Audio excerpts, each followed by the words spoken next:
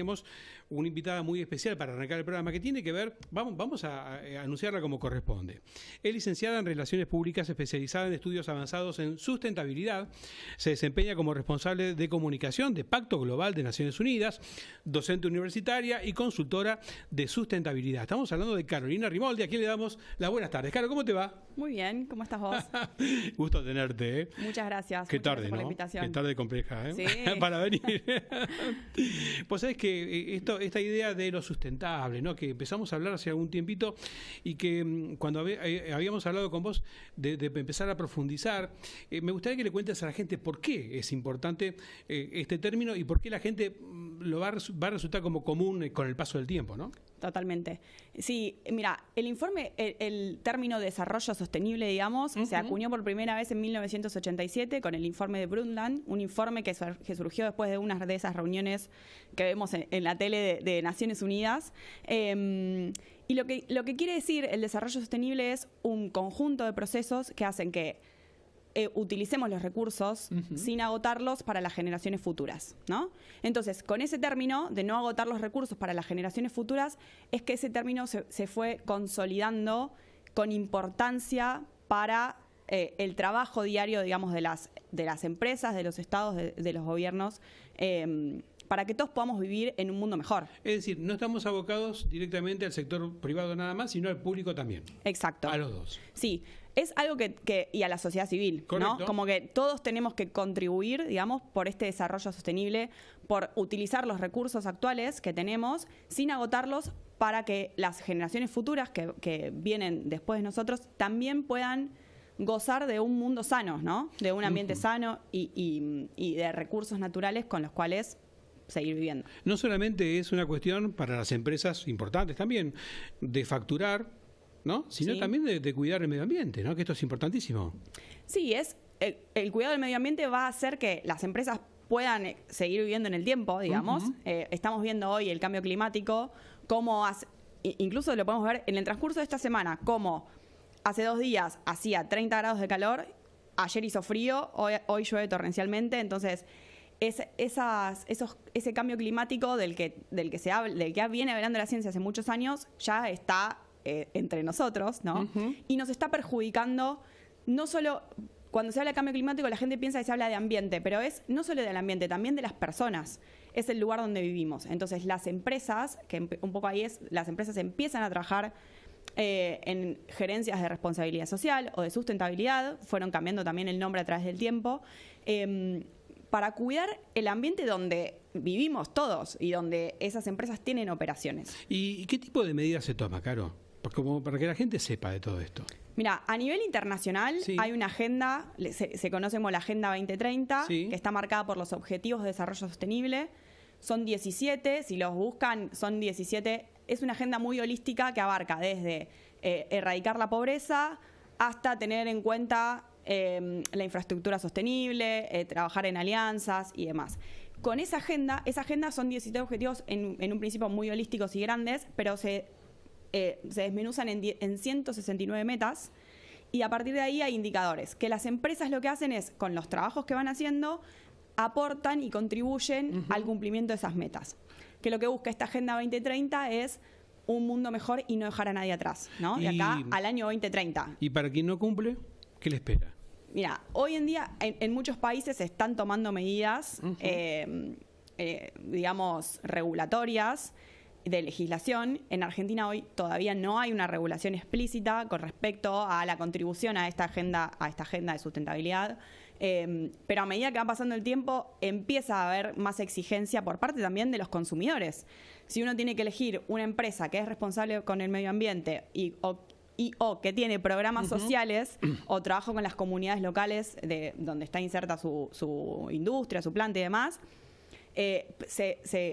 hay encuestas que están dando que las personas prefieren contratar o elegir productos o servicios de esas empresas. Entonces ahí empieza a salir, como digamos, este lado económico de la sustentabilidad, ¿no? La sustentabilidad tiene 3 ejes, que la idea es que crezcan o que se muevan en equilibrio, que es el eje ambiental, el eje social y el eje económico.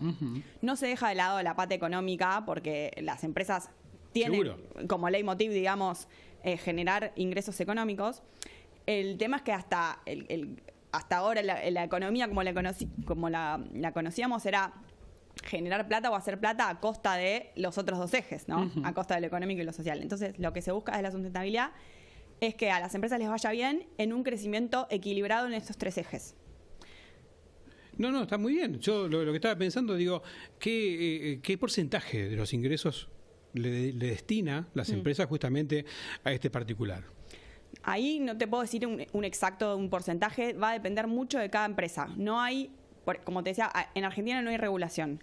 Lo que se empieza a ver es que muchas empresas están destinando recursos, inversiones a el área de sustentabilidad para trabajar en los distintos ejes. Sobre todo en ambiente, hay ahora, como digamos, está haciendo punta de lanza lo que es la descarbonización o la tendencia a reducir las emisiones de carbono. Por esto yo te decía el cambio climático y porque hay un objetivo mundial que es no superar los 2 grados de temperatura acá al 2030 o al 2050. Entonces las empresas empiezan a tener como meta poder generar menos emisiones de carbono o neutralizarlas, ¿no? Entonces están los mercados de bono de carbono, correcto, los bonos verdes y demás, ¿no? Entonces empieza a haber también toda una beta económica que está vinculada con el cambio climático. Sí. Claro, este es un segundo paso. Yo escuchaba hace algún tiempo que hablaban de responsabilidad social. Perfecto. ¿Este es un segundo paso? Es como, ¿qué es la evolución, no? Ajá. O sea, cuando las empresas hace 50 o 70 años hacían filantropía, muchas de ellas. Y la evolución del término, hacían filantropía, después hacían responsabilidad social de las organizaciones, en las que empezaban a analizar y a tener en cuenta las comunidades, un poco el ambiente, y ahí era como más reactivo. Entonces decir, bueno, mi empresa contamina o hace determinada cosa, voy a tratar de paliar esa situación. Lo que está buscando la sustentabilidad, que es como un paso más, una evolución de este término, es ya no ser reactivo, sino ser proactivo. Entonces, identificar, tener un mapeo de riesgos, como se tiene un mapeo de riesgos económicos, tener un mapeo de riesgos con respecto a lo que es la sustentabilidad, y entonces poder empezar a tomar acciones preventivas, ¿no? Entonces, si tengo una planta que trabaja en determinada comunidad, bueno, vincularme con esa comunidad, escucharla, ver qué necesidades tiene, cómo la puedo acompañar. Lo mismo es eso desde el lado social y lo mismo desde el lado ambiental, ¿no? Si tengo una operación que genera muchas emisiones de carbono, bueno, ¿cómo puedo hacer para empezar a transformar? Y entonces a vivir esta transición, ¿no? ¿Por qué te interesó este tema? Siempre me interesó, siempre estuve muy vinculada desde chica con la actividad al aire libre y con el trabajo por las demás personas, con respecto a la solidaridad y demás. Cuando estudié comunicación, siempre quise ponerlo al servicio de... y entonces a medida que fui terminando de estudiar primero Relaciones Públicas y demás, dije, bueno, no, acá en sustentabilidad yo veo que puedo trabajar de lo que me gusta hacer, digamos, por mi cuenta. Y entonces ahí me empecé a especializar, ¿no? Quiero saludar a un amigo común que tenemos con Caro, que es Juan Moreno, Juancito Moreno. Así le mandamos un abrazo grande. ¿Han estudiado juntos? Sí, compartimos, los dos somos miembros del Consejo de Relaciones Públicas, así que somos colegas. Sí. Y compartimos muchas actividades. Claro, cuando me pasaste datos me dijiste Pacto Global de Naciones Unidas. Sí. ¿Qué es? El Pacto Global de Naciones Unidas es como la pata, digamos, de Naciones Unidas que se vincula con el sector privado. Nace más o menos en el año 2000, Kofi Annan, el secretario de Naciones Unidas de ese momento, porque lo que tiene Naciones Unidas es que todo el tiempo estamos viendo que hace un llamado a la acción, a decir, bueno, trabajemos por un mundo mejor, por las personas y demás. Pero si no lo hacemos todos en conjunto, ese llamado, o sea, quedan Naciones Unidas. Entonces, este secretario general de Naciones Unidas le dijo a las empresas en esa conferencia de Davos, que se hace todos los años, necesitamos hacer un pacto común, un pacto global que incluya a las empresas en esto que promueve Naciones Unidas. Y ese pacto se plasmó en 10 principios que están, digamos, condensados en 4 áreas: anticorrupción, derechos humanos, ambiente y derechos laborales. Y ahí se desglosan los principios. Entonces, lo que hacen las empresas cuando se unen a Pacto Global es comprometerse a trabajar por estos 10 principios. Estos 10 principios están muy vinculados también con los objetivos de desarrollo sostenible que te mencionaba al principio. Mencionabas corrupción, anticorrupción. Anticorrupción. ¿A qué costado, digamos, responde esto? ¿Es a las empresas que intentan sobrevivir más allá de esto? Es a los dos lados, digamos, al Estado y a las empresas, ¿no? Sí. La corrupción es uno de los que se lleva la mayor cantidad de dinero en el mundo, no solo en Argentina. O sea, nosotros tendencia a pensar particularmente en Argentina, pero hay estadísticas que marcan que mueven mucho dinero en el mundo. Por eso Pacto Global apunta a decir, bueno, trabajemos contra la corrupción.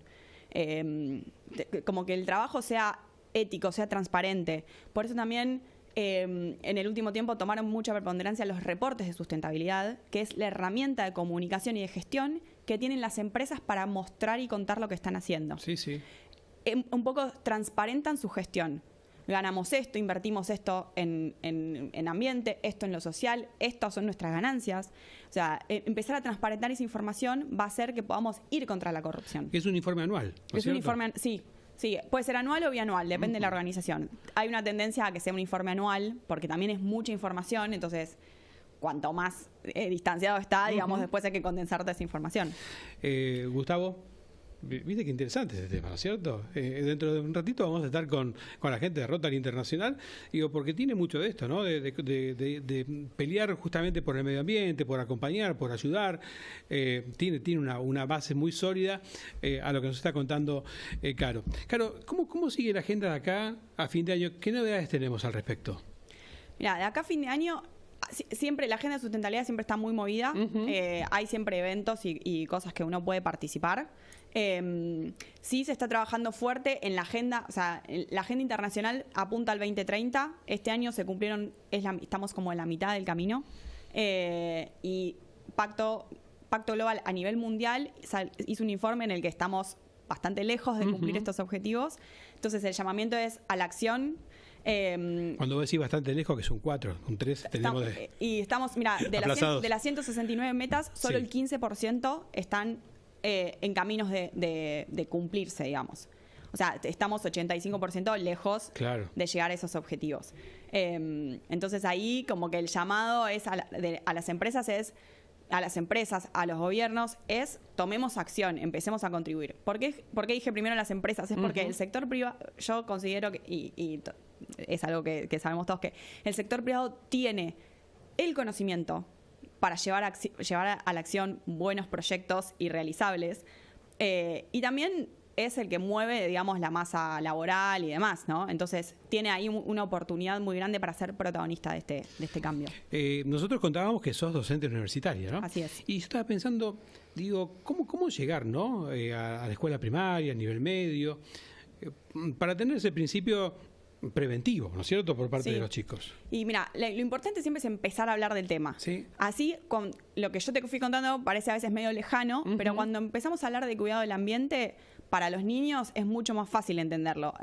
Cuidar el agua, ¿no? Cuidar la cantidad de agua que utilizamos, poder plantar nuestras propias plantas o tener una huerta, regarla, cuidarla, hacer compost, si tuviésemos la posibilidad, ¿no? Que es los residuos orgánicos, juntarlos y generar tierra fértil. Eso para el área ambiental, digamos, que podamos hacer desde casa. Para el área social también, empezar a prestar atención qué necesita mi barrio, qué necesita mi escuela u otros compañeros. Entonces, empezar ahí a tener en cuenta, a tener esta mirada más empática con la situación que nos rodea y no solamente mirarse a uno mismo, ¿no? Pero ¿y eso a dónde pueden acudir? Las personas que nos están viendo ahora, estamos en vivo, ¿a dónde pueden acudir como para poder ayudar, a inscribirse, a anotarse? ¿Cómo pueden hacer? Mira, yo no quiero promover ninguna institución en particular, pero hay instituciones que trabajan con esto, como vos mencionaste, Rotary, hay un montón, y si no, se puede investigar. Si uno investiga, por ejemplo, objetivos de desarrollo sostenible que parecen muy grandes, si lo vas leyendo y desmenuzando, ahí vas viendo todas las cosas que se pueden hacer, ¿no? Se proponen desde las páginas ideas y cuestiones que se pueden hacer todos los días. Y desde el colegio, esto que te dije, no sé, Los docentes, muchos docentes están acompañando desde la composición de huertas, desde recupero de materiales para hacer reciclado. Entonces hay que estar atento, hay un montón de iniciativas en las que uno puede participar. Claro, vos das charlas en empresas, en colegios. ¿Cómo puede ubicarte la gente? ¿De qué forma? Mira, mi Instagram, sí. Caro Rimoldi, ok. Ajá, correcto. Sí, o por LinkedIn, Carolina Rimoldi, me buscan. Y si no, mi mail, rimoldi.carolina@gmail. Prepárate, porque el año que viene, Buenos Aires Hoy, vamos a hablar mucho de esto, así que atención con lo que hoy parece que son informes esporádicos. No, vamos a intentar hacer una campaña el año que viene y además vamos a darle formalidad también a la parte de turismo, que es importante. Así que, bueno, nada, Caro, un placer enorme haberte recibido hoy. El placer es mío, por la invitación. Muchas gracias por la invitación, por el espacio y ojalá que podamos llevar la sustentabilidad mucho más lejos. Además, cayó en el medio, Caro, hoy de un diluvio infernal a lo largo de la jornada y bueno, de verdad lo valoramos mucho. Muchas gracias. No, que tengas un lindo fin de semana. Igualmente. No, por favor. En un ratito vamos a hacer una pausa comercial ahora y en un ratito nos vestimos todos de rotarios. Salimos a la calle porque hoy el gobernador vuelve a estar con nosotros, Gustavo Arce, y tiene una sorpresa, Gus, que la vamos a develar en un ratito. Así que, Ale, ¿qué temperatura tenemos, Ale, ahora? 17.1, sigue lloviendo. A ver, hacemos un poco de imagen, a ver si tenemos alguna cámara. Ahí estamos en vivo, Eso es Tigre. Ahí está, Sí, sigue lloviendo, viejo, Vamos a intentar, a ver, que tenemos 9 de Julio Sur. Mirá la cantidad de autos que van para el lado de La Plata, ¿no? Bueno, a prepararse porque se viene el fin de semana, pero es hoy nada más y dale, y sábado y domingo vamos a tener buen tiempo en Buenos Aires. Así que pausa, tanda comercial y en un ratito vamos camino hacia Rotary Internacional. Vamos.